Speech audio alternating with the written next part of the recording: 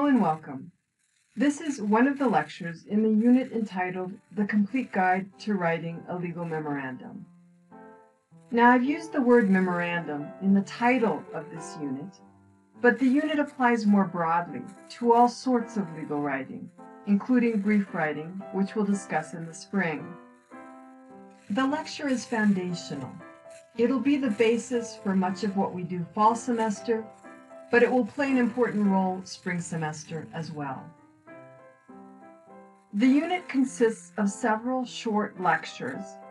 Some of those lectures, like this one, will be by video, and others will be live. To help you keep track of where we are in the overall complete guide, I'll do three things. First, I'll use a table of contents like this one, referring to it to let you know which part we're discussing in any given lecture. Second, I'll make notations at the tops of the slides I use in the lectures that refer back to that table of contents. Finally, I'll post each lecture as a PowerPoint online day by day as we finish it. When we're done with the whole unit, I'll post the entire complete guide as one single PowerPoint online. That way, you can refer back to it and see how the individual lectures fit into the whole.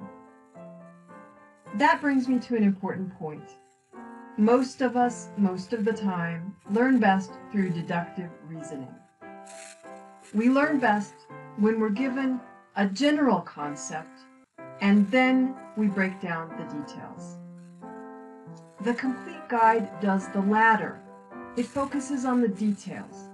It breaks a memorandum into 6 parts and dives down deeply into those 6 parts. It presupposes that you know what a whole, full, complete memorandum looks like. In the syllabus, I've asked you already to read the model memorandum, which appears in the appendices at the back of your workbook. If you haven't done that for some reason, you need to do that before watching any future lectures.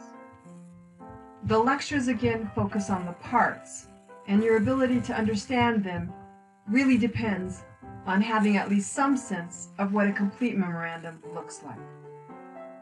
In our next video, we'll talk about the first part of a memorandum and the first item in our table of contents, the introduction.